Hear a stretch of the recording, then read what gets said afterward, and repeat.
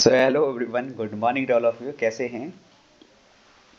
तो दोस्तों, आज के इस वीडियो में मैं आपको बता देता हूँ basic knowledge of since and for, है ना।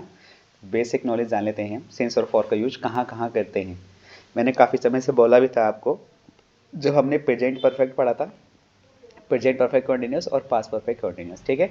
तो आज इसी के बारे में थोड़ा जान लेते हैं डिटेल में कि सिंस फॉर का यूज कहाँ करते हैं।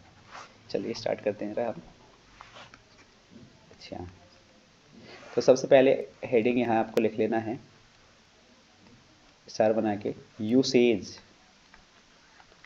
ऑफ सिंस एंड फॉर, है ना। Since and for, since and for का यूसेज कैसे करते हैं। अब देखिए, सिंस एंड फॉर यूज करने के लिए इसके साथ हमें कुछ एलिमेंट मिल सकते हैं, जो हमें टाइम एलिमेंट मिलते हैं ना।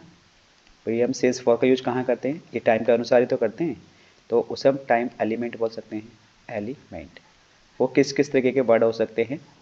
तो देखिए, मैं सबसे पहले बताता हूँ आपको, जो टाइम एलिमेंट हो सकता है हमारा, वो एक वर्ड हो सकता है, ओनली वर्ड। एक वर्ड से भी हम टाइम बता सकते हैं कि कौन सा टाइम है, उसके लिए हम सिंस या फॉर यूज कर लेंगे। वो एक फ्रेज भी हो सकता है। दोस्तों, फ्रेज का मतलब होता है उसमें कोई सब्जेक्ट वर्ब, मतलब उसका कोई सीक्वेंस नहीं होता है। ये ऐसा नहीं होगा कि वो सब्जेक्ट होगा, वर्ब होगा और ऑब्जेक्ट होगा ना, ऐसा नहीं हो सकता है। मतलब दो या दो से ज़्यादा वर्ड मिलकर उसे क्या कहलाते हैं, एक फ्रेज कहलाते हैं, ठीक है। दो या दो से ज़्यादा वर्ड भी हो सकते हैं, तो क्या बन जाते हैं, एक फ्रेज बन जाते हैं दोस्तों, ठीक है। उसे बोलते हैं हम फ्रेज। अब जैसे, या कोई, अब देखिए टाइम जो है, टाइम एलिमेंट जो है, एक कंप्लीट सेंटेंस भी हो सकता है। एक कंप्लीट सेंटेंस भी हो सकता है, जिसके साथ हम क्या यूज करेंगे, सिंस या फॉर यूज कर सकते हैं, ठीक है। जैसे देखिए, पॉइंट ऑफ टाइम का मतलब होता है, सबसे पहले हम सीखेंगे सिंस के बारे में। यहाँ लिख लेते हैं हम, सबसे पहले हम सीख लेते हैं सिंस। सिंस का यूज कहाँ करते हैं, पॉइंट ऑफ टाइम के लिए, है ना। Point of time. अब दोस्तों, ये पॉइंट ऑफ टाइम होता क्या है, देखिए सबसे पहले पॉइंट ऑफ टाइम क्या होता है। देखिए, पॉइंट ऑफ टाइम का मतलब होता है स्पेसिफिक टाइम।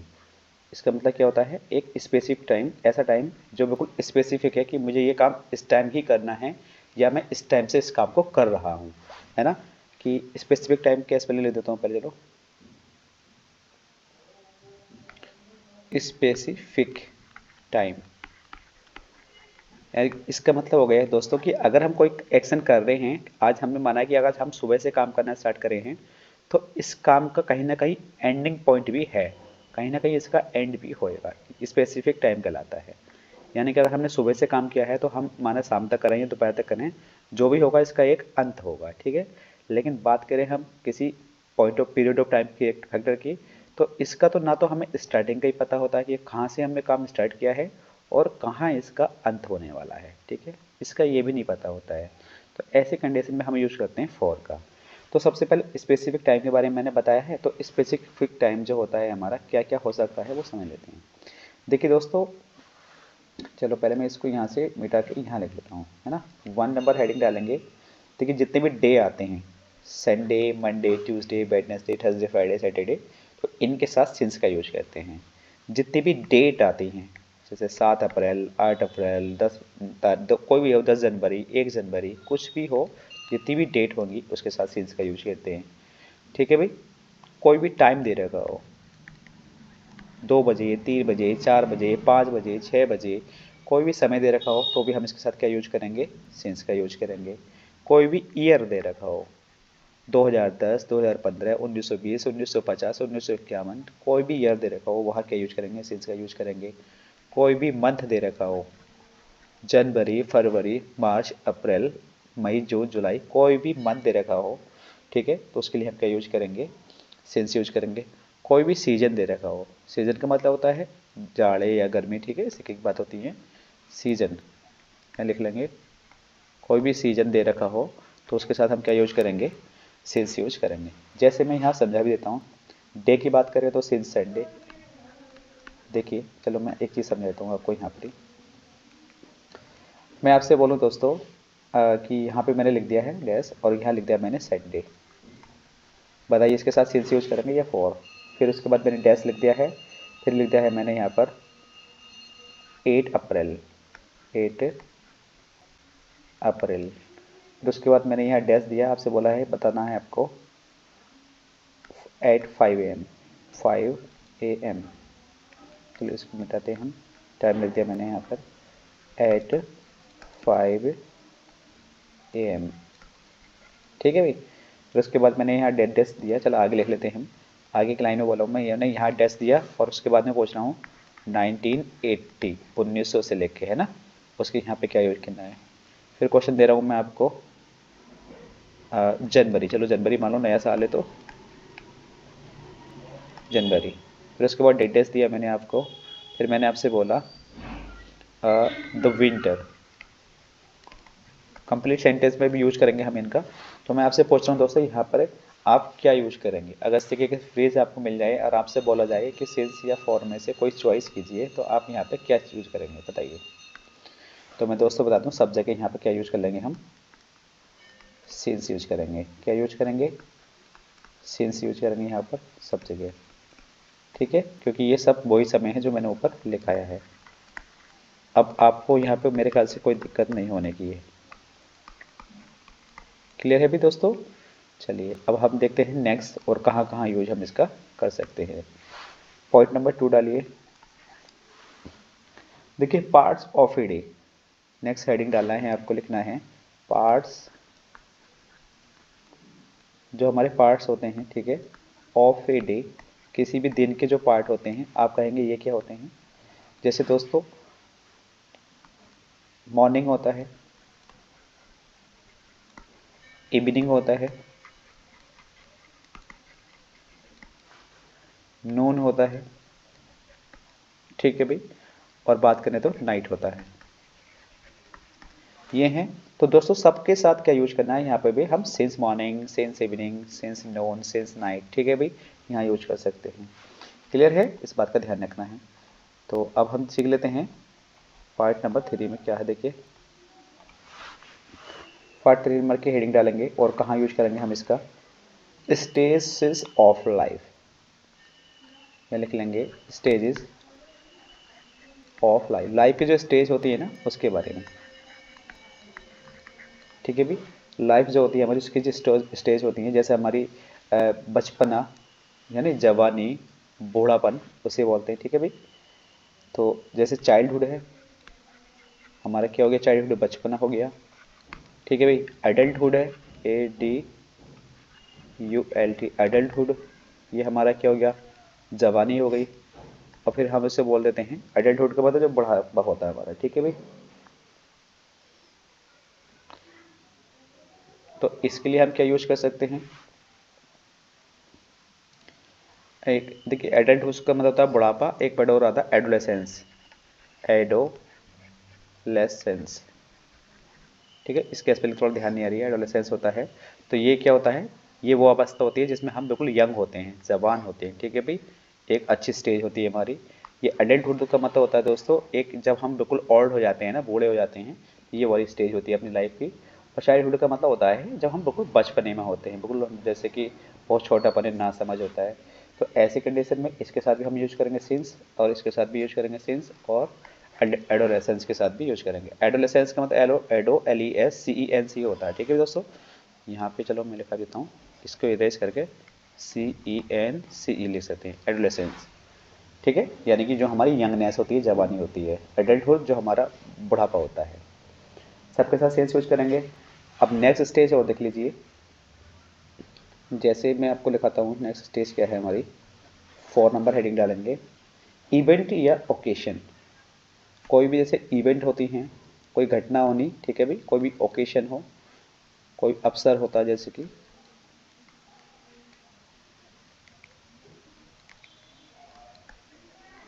ओकेशन। ठीक है भाई, OCCA ओकेशन, कोई भी घटना हो, कोई ओकेशन हो, कोई अवसर हो, तो उसके लिए भी हम क्या यूज करते हैं, सिंस का यूज करते हैं। जैसे कोई देखिए फेस्टिवल है, कोई इवेंट हमारी दिवाली तो होगी, जैसे दिवाली है, होली है,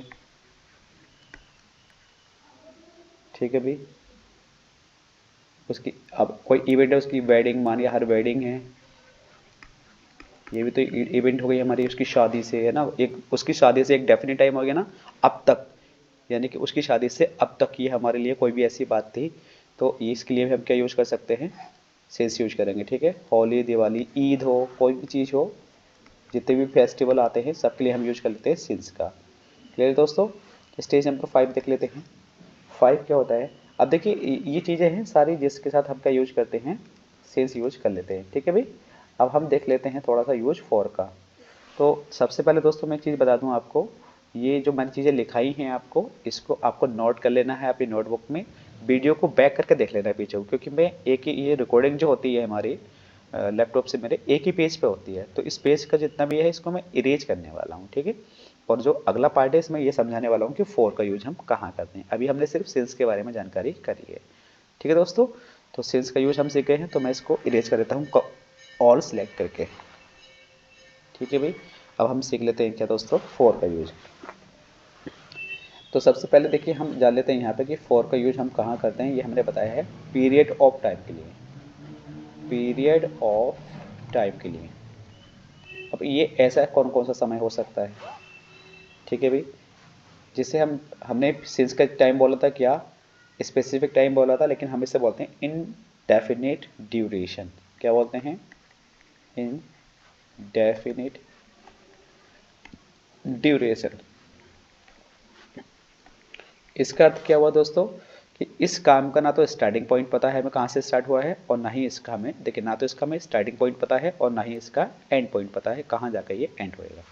ठीक है, इसलिए हम इसको इंडेफिनिट टाइम होते हैं। जैसे कि मैं आपसे बोलूँ बहुत समय से, भाई जैसे मैं एग्जाम्पल बोलूँ बहुत समय से, तो मुझे तो यही नहीं पता कि यार कब से, टाइम ही नहीं पता है बिल्कुल भी, तो इसके लिए हम यूज कर लेते हैं फॉर। ठीक है, ए लॉन्ग टाइम, एक आइडिया से हम लिख लेते हैं फॉर ए लॉन्ग टाइम, जिसका हमें अंत नहीं पता है, जिसके स्टार्टिंग नहीं पता है, तो इसलिए हम यूज करते हैं क्या, फॉर ए लॉन्ग टाइम। ठीक है भाई, अब जैसे 2 घंटे, क्या पता तो कौन से 2 घंटे, कल के 2 घंटे, आज के 2 घंटे, परसों 2 घंटे, या उससे पहले के 2 घंटे, तो इसके लिए भी हम क्या यूज करते हैं, फॉर का यूज करते हैं। ठीक है, चलिए, तो सबसे पहले इसको एक ट्रिक होती है इसको समझने के लिए, मैं आपको बता देता हूँ। नंबर एक हेडिंग डाल लेते हैं आप यहाँ पे, for plus numeral, NUMERA, numeral number होते हैं, कोई भी न्यूमरल हो जाए, जैसे 1 2 3 4 है ना, उसके बाद टाइम वर्ड, उसके बाद क्या आ जाएगा यहाँ पर, टाइम वर्ड। जैसे नंबरल का मतलब होता है 1 2 3 4 5 6 इस तरीके के नंबर। जैसे मैं आपसे बोलूँ 2 डेज, अब देखिए डेज लगा दिया यहाँ पे हमने, है ना, लेकिन मैंने ऊपर कैसे लगाया, डेज से पहले सीज का यूज करते हैं, लेकिन इससे पहले क्या लगा दिया, इसने नंबर लगा दिया है। नंबर का मतलब ये हो गया 2 डेज, 3 years, मैं यहाँ लिखूँ 3, यहाँ पे डेडेस देख के बोला हूँ आपसे, बताइए क्या आएगा, 3 years। ठीक भी दोस्तों, और चलो एक को लिख देता हूँ मैं, 2 hours, 2 hours, यहाँ पे क्या आएगा। तो देखिए दोस्तों, ये जो डेज है, इससे पहले मैंने आपको सिंस बताया, लेकिन इससे पहले अगर ये नंबर आ रहा है, यानी कि न्यूमरल नंबर आ रहा है 2 3 4 5 कुछ भी हो यहाँ पर, तो हम यूज करने वाले हैं यहाँ पे दोस्तों फॉर का। क्लियर है, जैसे यहाँ पे ईयर आ गया है, मैंने आपको बताया है ईयर के लिए क्या यूज करते हैं सिंस का, लेकिन दोस्तों इससे पहले क्या आ गया है, एक नंबरल नंबर आ गया है, तो इसलिए हम यूज करेंगे यहाँ पे फॉर का। ठीक है भाई, फॉर 3 years, पता नहीं कौन से 3 सालों की बात चल रहा है, तब ना तो उसका स्टार्टिंग पता है ना ही उसका एंडिंग पॉइंट का पता है हमें, इसलिए। ठीक है, अब वो कह रहा है यहाँ पे 2 hours, 2 hours हो, 3 hours हो, 4 hours हो, कुछ भी हो, तो ये इससे क्या आ गया है, टाइम, ये टाइम है वैसे, इस टाइम से पहले आ गया है एक नंबरल नंबर, तो इससे पहले हम क्या यूज करने वाले हैं, फॉर का यूज करने वाले हैं। क्लियर है दोस्तों, चलिए अब देखिए, जैसे नेक्स्ट पॉइंट है हमारा, दूसरा पॉइंट है हमारा, फॉर प्लस, कहाँ यूज करेंगे हम, फॉर यूज करेंगे plus calculated unit of time, calculated unit of time. इसका अर्थ क्या है, जैसे कोई भी यूनिट है हमारी कैलकुलेटेड हो, ठीक है, टाइम की जो भी यूनिट है वो क्या हो, कैलकुलेटेड हो। जैसे सेंचुरी, मैं बोल दूँ ए सेंचुरी, ए सेंचुरी, तो यहाँ पे आप क्या यूज करेंगे, जैसे मैं अगला सेंटेंस बोलता हूँ, ए डेकेस, एक दशक की बात चली है, डेकेड होता है। ठीक है भी, तो यहाँ पे क्या यूज कर लेंगे दोस्तों, हम फॉर का यूज करेंगे, और यहाँ पर भी क्या यूज कर लेंगे, फॉर का यूज कर लेंगे। क्लियर है? तो आई होप ये चीज़ आपको समझ में आ गई होगी कि फॉर का यूज हम कहाँ करते हैं। अब देखिए कुछ एग्जाम्पल्स मैं आपको दे रहा हूँ, तो वो आपको समझने हैं, वो आपको क्लिक करने हैं कि इसका करेक्ट आंसर क्या है। फिर उसके बाद हम इस वीडियो का करेंगे एंडिंग पॉइंट। जैसे दोस्तों मैंने बोला आपको यहाँ पे सिंस एंड फॉर दोनों की मिक्स प्रैक्टिस करा रहा हूँ मैं थोड़ी सी, ठीक है भी। कंप्लीट सेंटेंस में कैसे करेंगे वो हम सेंटेंस में सीखेंगे जब हम सेंटेंस की प्रैक्टिस कर लेंगे। क्लियर है? चलिए, तो आपको बताना है कि कहाँ सिंस आएगा और कहाँ फॉर आएगा। एक चीज़ और बतानी थी वैसे मैं, चलो वो सेंटेंस में ही बता दूंगा दोस्तों। देखिए अगर यहाँ डैश लिख रहा है, यहाँ लिख रहा है दोस्तों संडे, इसको इरेज करते हैं हम जरा। तो यहाँ लिख लेते हैं हम संडे, फिर हमने लिखा डैश, फिर यूज कर लेते हैं हम 3 आवर्स, 3 आवर्स, फिर हमने यूज करा डैश, फिर ले लेते हैं he left for Mumbai, he left for Mumbai. फिर हम लिख लेते हैं यहाँ पे दोस्तों नेक्स्ट यस्टरडे,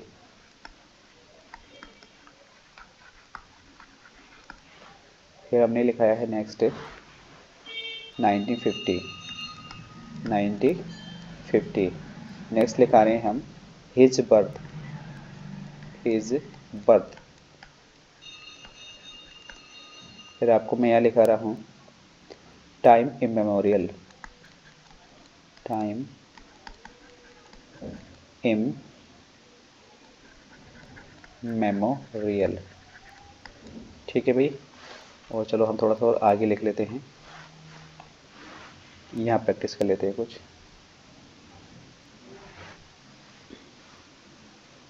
यहाँ लिखते हैं हम 1 ईयर, 1 ईयर। फिर यूज करेंगे हम नेक्स्ट सेंटेंस दे रहा हूँ, आपको बताना है यहाँ पे क्या आएगा, फॉर या सिंस। ठीक है, for night, for NIGHT, for night. फिर नेक्स्ट एग्जाम्पल दे रहा हूँ मैं आपको लास्ट वीक, ये बहुत ज़्यादा इंपॉर्टेंट है, पूछा जाता है लास्ट वीक। फिर उसके बाद मैं आपको एग्जाम्पल दे रहा हूँ एक, हमारा एक लाइट ख़राब हो गई शायद, लास्ट वीक। फिर उसके बाद हम लिखते हैं the last week, the last week. बहुत माइनर डिफरेंस है, आपको समझना है द लास्ट लगा दिया मैंने, यहाँ लास्ट लगा दिया, तो क्या आना है। ठीक है भाई, वैसे मैं समझाऊंगा आपको, लेकिन अभी लिख लीजिए फिलहाल। तो यहाँ लिखते हैं हम 10 आवर्स, 10 आवर्स। बताइए इससे पहले यहाँ पे क्या यूज करेंगे हम। फिर लिख लेते हैं हम दोस्तों सिज कैम हेयर, सी कैम हेयर, सी कैम हेयर। उसके बाद हम यूज करते हैं 2 days after Holi, 2 days after Holi. ये मैंने कुछ एग्जाम्पल दिए हैं आपको। ठीक है, तो यहाँ आपको बताना है दोस्तों कि सिंस आएगा या फॉर आएगा। क्लियर है भाई? वीडियो को स्किप ना करें, बहुत ज़्यादा इंपॉर्टेंट ये वीडियो आपके लिए होने वाली है, क्योंकि बच्चों को कन्फ्यूजन रहता है कि सर इसमें हम क्या यूज करें, सिंस यूज करें या फॉर यूज करें। क्लियर है? मैं कलर चेंज कर लेता हूँ ताकि इसको आपको अच्छे तरीके से एक्सप्लेन कर पाऊँ। चलो हम ये कलर ले लेते हैं। देखिए दोस्तों अब हमने जैसे ये एग्जाम्पल दिए हैं, तो अब मैं आपको प्रैक्टिस कराता हूँ, रिवीजन कराता हूँ यहाँ से। देखिए दोस्तों, सबसे पहले मैंने आपको बताया कि अगर जितने भी डेज होते हैं संडे मंडे ट्यूसडे, उससे पहले हम क्या यूज करते हैं, सिंस का यूज करते हैं, है ना। ये चीज़ मैंने आपको बताई है, सिंस। तो अब इससे पहले क्या यूज करेंगे, सिंस। अब देखिए आवर्स एक टाइम तो है, लेकिन इससे पहले क्या दे दिया है, एक न्यूमेरल नंबर दे दिया है 3 4 5 6 इस तरीके से, है नहीं। तो उसके साथ हम यूज करते हैं दोस्तों फॉर का। क्लियर है? अब जैसे देखिए उसने ये सेंटेंस बोल दिया कंप्लीट सेंटेंस, तो मैंने आपको बताया कि एक सिंस या फॉर के लिए हम कंप्लीट सेंटेंस का यूज भी कर सकते हैं। जैसे ये देर कहा कि ही लेफ्ट फॉर मुंबई, वो उसने कहना चाह रहा है कि उसने जब से मुंबई छोड़ा है। ठीक है, जब से एक डेफिनेट टाइम दे दिया, यानी कि स्पेसिफिक टाइम दे दिया है यहाँ पे कि जब से उसने मुंबई छोड़ा है, तो उसके बाद कुछ भी बोला हो सेंटेंस में, तो ये स्पेसिफिक टाइम है, तो इसके लिए भी हम क्या यूज कर लेंगे, सिंस यूज करेंगे। ठीक है, अब जैसे यस्टरडे, जैसे यहाँ यह क्या यस्टरडे है, तो ये क्या हो गया है, एक टाइम हो गया है कल से। ठीक है, तो इसके लिए हम क्या यूज करेंगे, यहाँ पे भी सिंस यूज करेंगे, सिंस यस्टरडे। अब देखिए यहाँ पे ईयर हो गया है, तो ईयर के लिए भी हम क्या यूज करेंगे, सिंस यूज करेंगे। उसके जन्म से डेफिनेट टाइम है, तो यहाँ पे क्या यूज करेंगे हम, सिंस यूज करेंगे। टाइम इमेमोरियल, यानी कि जो टाइम है याद करने योग्य टाइम है, जैसे ताजमहल है ना, इंडिया गेट है, ये सब क्या है, एक मेमोरियल हैं, यादगार पॉइंट हैं जो हमें याद रहते हैं कि ये हमारे, हमेशा उनको हम याद करते हैं, एक डेफिनेट टाइम में रखे जाता है इनको, ठीक है। तो इनके साथ हम क्या यूज करेंगे, सिंस यूज करेंगे दोस्तों, ठीक है। अब देखिए कहाँ है भाई,